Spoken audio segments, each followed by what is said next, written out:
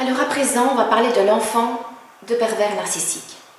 Fille de pervers narcissique, ayant eu un père qui a fui à mes 2 ans et demi, nous laissant mes frères et moi sans nouvelles, j'ai grandi sans père jusqu'à mes 8 ans où ma mère a retrouvé une nouvelle proie. Cette dernière, élevée de façon très chrétienne et bien plus jeune, s'est vite soumise jusqu'à obéir au doigt et à l'œil de ma perverse de mère. J'ai ainsi grandi sans père, avec une mère perverse, addicte aux somnifères, antidépresseurs et alcool, et avec un beau-père terriblement soumis qui nous battait, répondant de la sorte aux injonctions de mon monstre de mère. Et pourtant, je suis aujourd'hui devenue une personne épanouie, heureuse de vivre et capable de gérer seule une famille nombreuse. J'ai de très bonnes relations avec mes 4 enfants, des amis fidèles et tout ce qu'il faut pour être une personne équilibrée. Alors pourquoi est-ce que je vous dis cela? Parce que dans cette capsule, je veux vous rassurer et vous rendre espoir. Mes 4 enfants ont grandi aussi avec un père pervers narcissique et ont été abandonnés par leur père puisque cela va faire 3 ans que celui-ci a disparu de la circulation. 3 ans sans aucune nouvelle ni aucune aide d'ordre financier ou autre. La petite dernière avait 17 mois et a donc grandi aussi sans père. Certes, mes enfants ont subi des traumatismes psychologiques, mais ils ont pu faire face et panser leurs plaies. Ils ne parlent plus jamais de leur père, sauf en en riant, et ils se sont chacun à leur niveau donné les moyens de réaliser leurs rêves. Souvent, en tant que parents sains, on ne s'intéresse qu'aux événements négatifs. Il est humain d'exagérer les émotions que pourrait ressentir notre progéniture. Mais en tant que fille de pervers narcissique, je ne suis pas morte. Mes enfants non plus. Et il existe des milliers de cas d'enfants de pervers narcissiques qui s'en sont sortis haut la main, bien davantage que les enfants élevés dans un climat sain. Je vous avoue que je trouve mes enfants tellement mûrs, autonomes et forts par rapport aux autres jeunes de leur âge. Je suis terriblement fière d'eux, d'une part, mais aussi fière de moi, d'autre part. Nous avons vécu des choses terrifiantes, mais nous en avons fait une force. Il faut que vous sachiez que vous mettre à la place de votre enfant ne va pas l'aider, et vous non plus. On souffre pour lui. On est continuellement focalisé sur ses souffrances, ce qui nous fait encore plus souffrir. Arrêtez ce cercle vicieux. Vous devez l'aider de manière positive. Il s'agira d'un travail continuel et de longue haleine, mais bientôt vous retrouverez votre sérénité et votre enfant aussi. Comment? Je vais vous donner quelques pistes. D'abord, pour moi, il faut informer l'enfant de ce qu'il se passe. Utiliser des mots adaptés à son âge. Même petit, l'enfant peut comprendre. Ma petite dernière avait 17 mois quand son père est parti. Et elle a vécu dans un stress permanent dès sa conception. Aujourd'hui, elle rit, elle chante. Et elle voit la vie de manière positive. Elle me pose des questions. Alors surtout, ne leur cachez rien. Ils savent, ils sentent les choses. Cacher les apparences ne les aiderait pas et renforcerait chez eux le sentiment qu'ils n'existent pas. Que leur contexte est normal puisque ignoré, nié. Dites-leur la vérité, omettez les interprétations, tenez-vous-en aux faits. Ne décausez pas le parent malade, car cela serait néfaste dans leur construction psychologique. L'enfant, à un certain âge, est capable de reconnaître la manipulation. Aidez-le à déceler ce qui n'est pas normal et à effectuer ensemble un recadrage. La deuxième chose, c'est qu'il faut installer des repères clairs. Tout enfant, pour se construire, a besoin de limites cohérentes. Il faut installer une structure, un cadre clair afin de favoriser une évolution en toute sécurité. Expliquez-leur aussi que les règles peuvent changer en fonction de l'endroit fréquenté. Ainsi, les règles à l'école ne seront pas les mêmes que celles édifiées à la maison, chez papy et mamie ou encore au club de foot. La troisième chose, c'est qu'il faut définir simplement ce qu'est le bien et le mal. C'est l'action qui est positive ou négative et non la personne. Aussi, il sera nécessaire de ne pas culpabiliser. Faites ce que vous pouvez en fonction de la situation, de l'état de stress, de l'angoisse. Il faut s'adapter tant bien que mal à la situation, car on ne peut pas la changer. Rassurez votre enfant en lui disant que c'est le pervers narcissique qui est malade, que ce n'est en rien de la faute de l'enfant, que vous aimez votre enfant de manière inconditionnelle, quoi qu'il fasse comme bêtise, parce qu'il existe et qu'il est digne d'amour. L'enfant a énormément de ressources. Encadrez-le, et développez avec lui sa loyauté. Dites-lui, tu dois rester loyal avec les personnes qui te respectent et être à l'écoute de ses besoins, seulement à cette condition-là.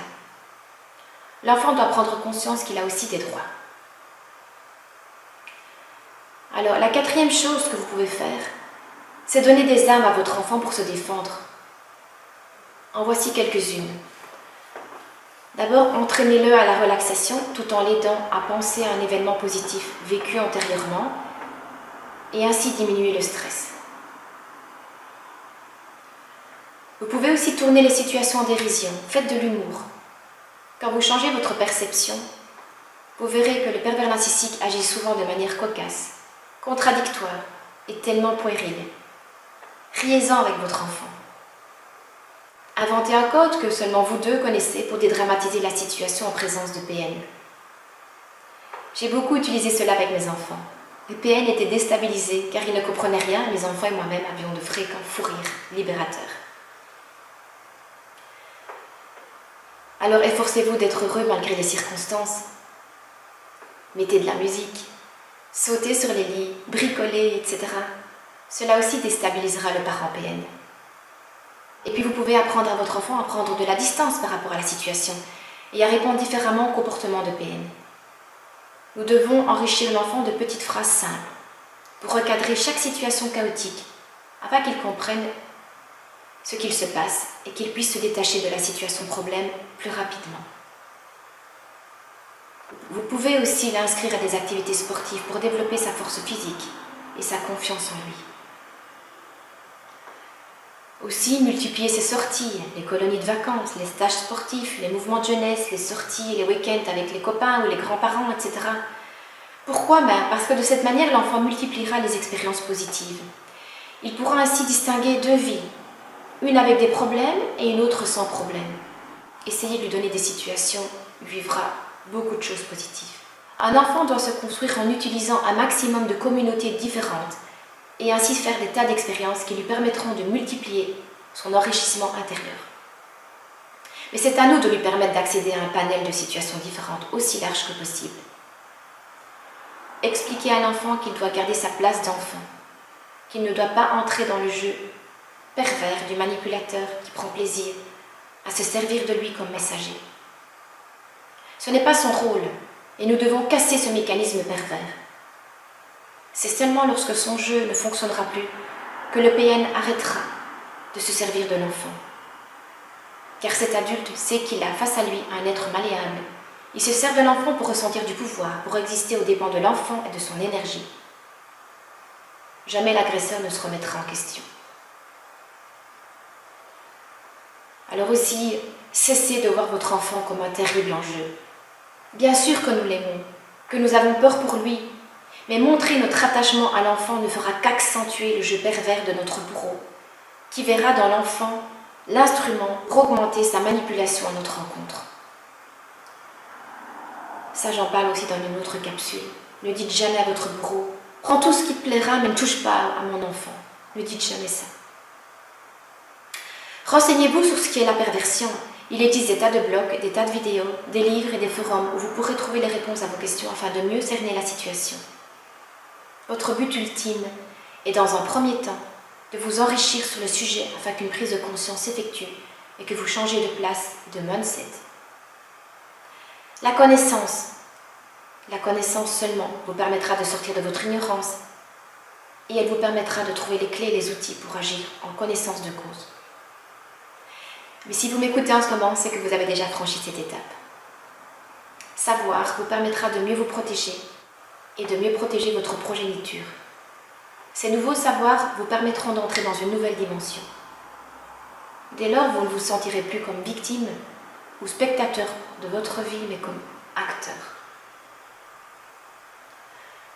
Vous remarquerez que je ne créditerai pas les théories d'aliénation parentale décrites notamment par Gardner dans les débuts des années 80 et qui ont d'ailleurs fait beaucoup de mal au niveau des procédures judiciaires en termes de garde d'enfants.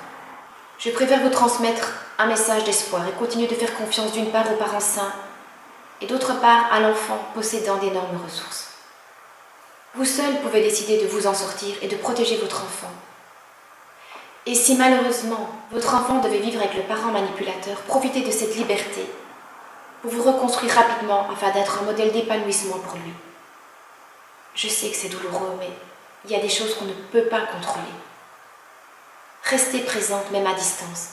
Un jour viendra où votre enfant comprendra qu'il vaut mieux choisir de rejoindre la lumière plutôt que de rester du côté sombre.